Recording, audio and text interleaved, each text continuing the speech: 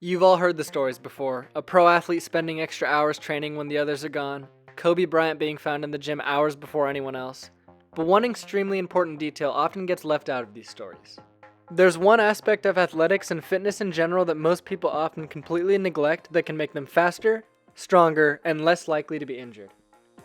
This aspect is recovery. The human body cannot complete the intense load that sports put on it without proper recovery.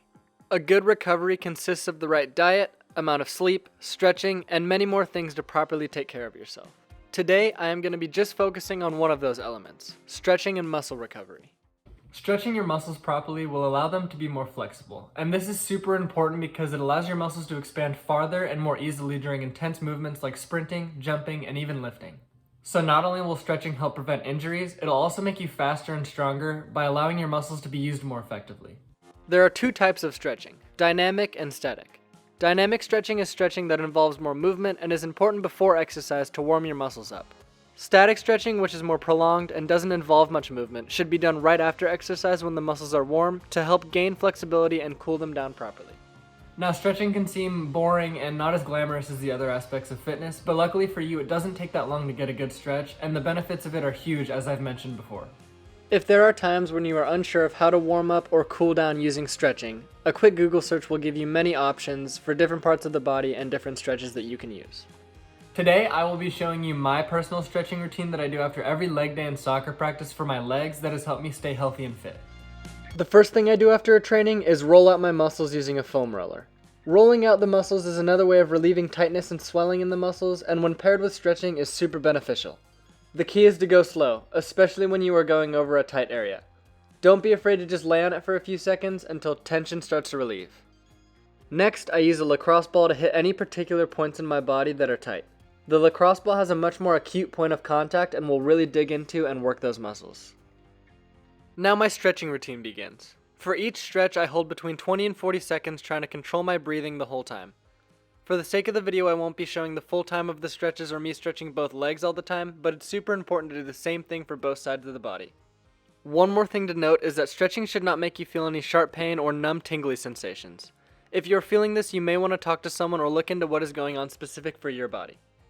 I always target the hamstrings first, as for me and many other people, they are always the tightest and cause some of the most problems.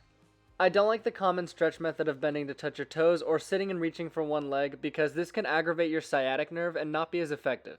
Instead, I stretch like this with a slight bend in my knee. You can really feel this in your hamstring, and it's much easier to adjust to hit different parts of it at different intensities by moving your toes side to side or bending your knee more or less.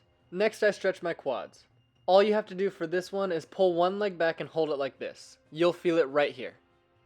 After this, I target the groin, which is this muscle here, by doing a stretch called the butterfly. Hold your feet together and try to push both knees toward the ground and hold them there. Next is the calves, which is right here on the back of the leg.